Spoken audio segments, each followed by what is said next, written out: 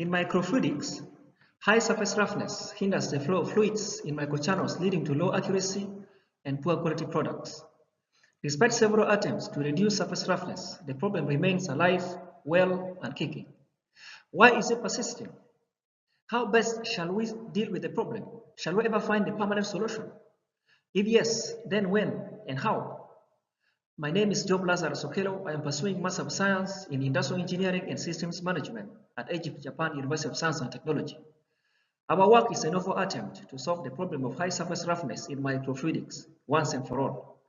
We model surface roughness in CO2 laser ablation of aluminium-coated polymethyl methacrylate using adaptive NEURO-FUZZY inference system. How unique is the work? Did we really solve the problem of high surface roughness once and for all? Follow me closely. According to the International Market Analysis Research and Consulting, the global microfluidics market size reached about $20.9 billion in 2021 and is projected to reach $52.4 billion by 2027, compelled by the ever-growing demand for microfluidic products. Microfluidics is among the fastest growing and most promising technological trends today.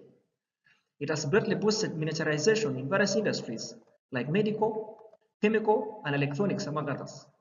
Micromachining is widely used to fabricate microparts like microchannels, which are widely used in several applications like chromatography, electrophoresis, and DNA analysis.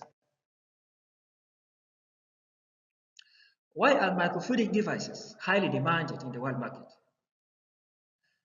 Many reasons. The devices require small amounts of reagents and samples. They also reduce reagent cost. They also have short analysis time. They also have low fabrication costs and many other advantages. Initially, silicon, quartz, and glass were used as the foremost materials for the fabrication of microfluidic devices because of the existing micromachining technologies and the promising properties such as properly defined surface characteristics, high melting point, optical transparency, and high mechanical strength, among others. However, manufacturing microfluidic devices using silicon, quartz, and glass is costly and consumes a lot of time, since costly methods are used like wet chemical etching and photolithography. Additionally, clean room facilities are required. What then is the solution? Currently, polymers are being heavily used to fabricate microfluidic devices. Why? Many reasons.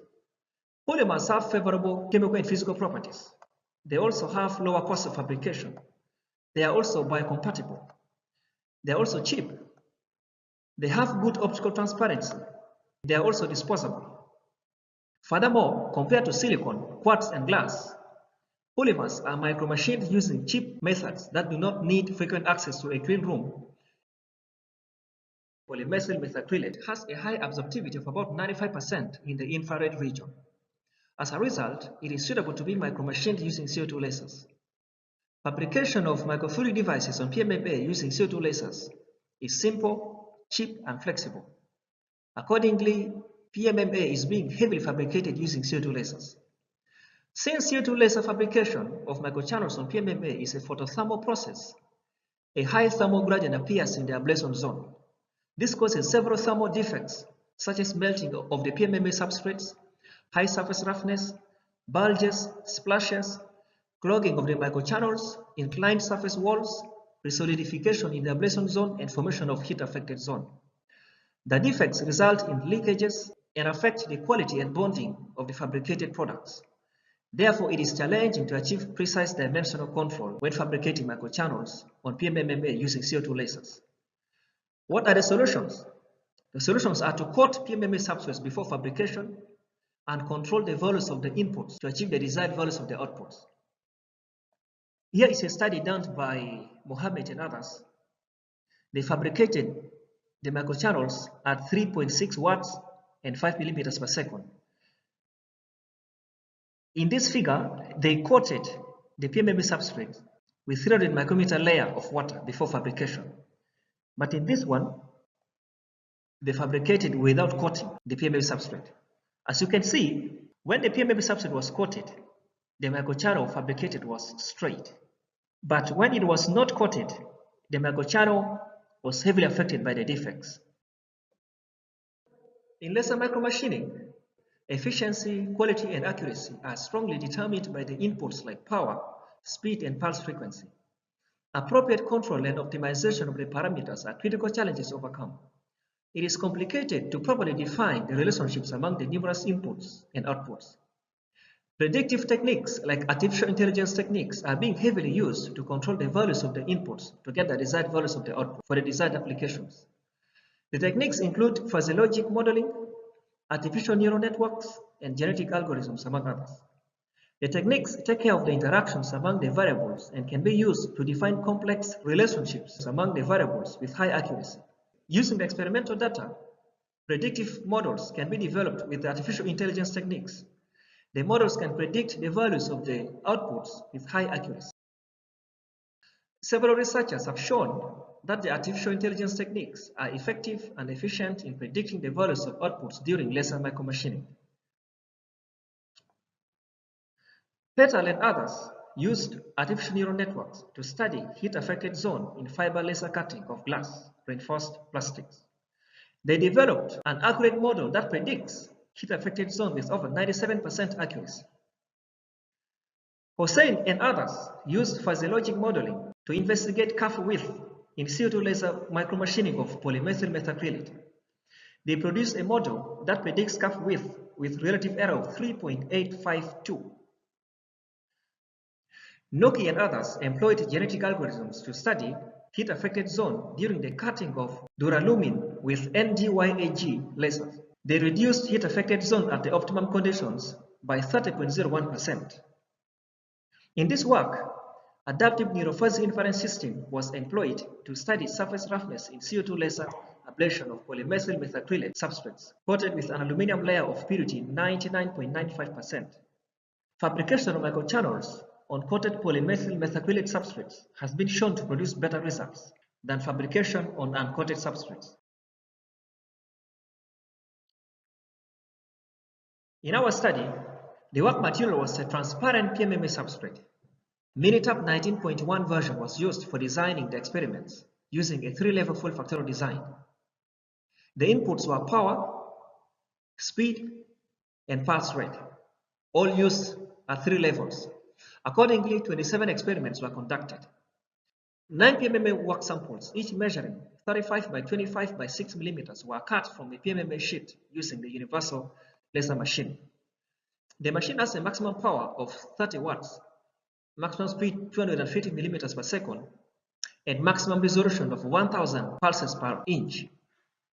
In this work, values of power used were 1.5, 3, and 4.5 watts. Values of speed used were 10, 15, and 20 millimeters per second. And the values of pulse rate used were 800, 900, and 1000 pulses per inch. The laser's wavelength is 10.6 micrometer. The work samples were thoroughly cleaned using water to remove any dirt that would affect the results. Using sputtering, a 500 nanometer layer of aluminum was then deposited on the work samples in the deposition chambers of the deposition machine in a clean room of class 10,000. The aluminum was 99.95% pure. This is the deposition machine. The deposition of aluminum layer was done in the deposition chambers here. CorelDRAW software was used for drawing the desired rectangular cross-sectional microchannels and fabricating the microchannels on the samples using the laser machine. 3 microchannels were fabricated on each sample in a single laser pass, totaling to 27 microchannels since there were 9 samples. Low power was used because it has been proved to produce good results during fabricating microchannels on polymethyl methacrylate substrates. After the fabrication of the microchannels, the samples were put in ethanol and rigorously cleaned for 20 minutes using an ultrasonic cleaner to get rid of the particles that were stuck on the samples during the fabrication process. An aluminum etchant was then used to remove the aluminum coating on the samples. The samples were then characterized using the 3D laser microscope. For every microchannel, average surface roughness was measured at 3 different points along the microchannel, and the arithmetic mean value was computed to reduce measurement errors. Adaptive fuzzy inference system was then used to analyze the experimental results. Adaptive NEURO-FUZZY inference system combines the principle of both fuzzy logic and artificial neural networks. It can be used to model complex situations and nonlinear relationships among variables. Additionally, ANFIS combines linguistic knowledge with numerical knowledge into a single framework. It has a quick learning ability and high adaptation capacity. ANFIS bundles values in fuzzy sets using neural networks. Membership functions are estimated during training of the data to approximate weights. ANFIS follows the fuzzy's if-then rules. The rules are used in defining fuzzy logic modeling systems. Stated simply, the rules take the form: if A is X, then B is Y. ANFIS can evaluate even nonlinear functions. Also, it is extremely flexible, which permits several variants. It also has a fast learning ability, high generalization capacity, and automatic adaptation capacity. Thus, it can accurately, effectively, and efficiently model surface roughness. In this work, 19 experimental data sets, which is 70% of the total data, were used for training, while 8 data sets, which is 30% of the total data, were used for checking.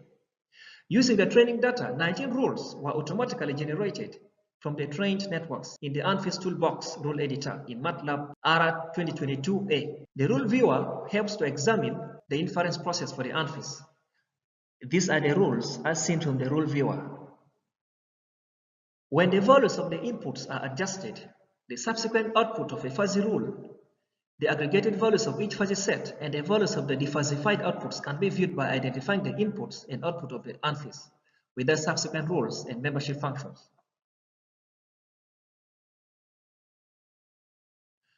The adaptive NEURO-FUZZY inference system was generated by setting the number of membership functions for each input to 3 and selecting the Gaussian membership function type.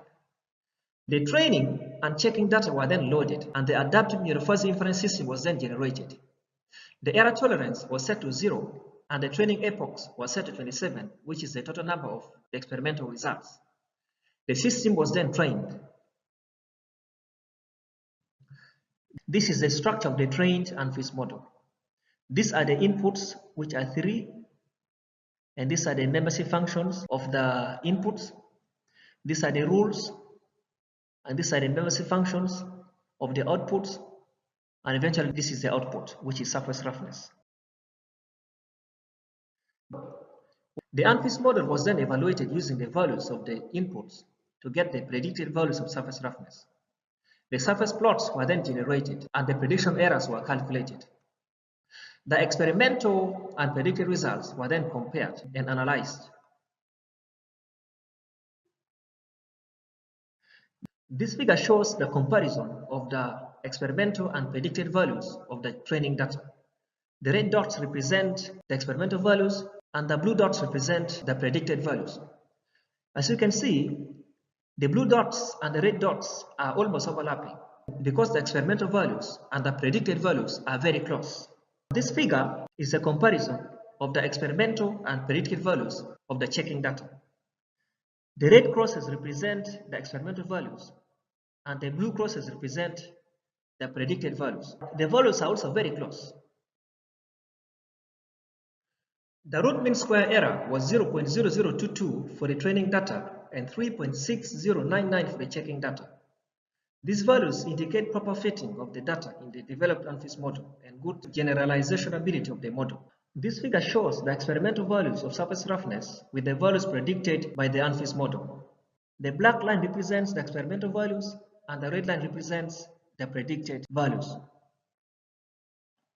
As indicated by the figure, the predicted values are very close to the experimental values. This shows the high accuracy of the developed ANFIS model. Single objective optimization of surface roughness was done to minimize surface roughness, because surface roughness should be as low as possible.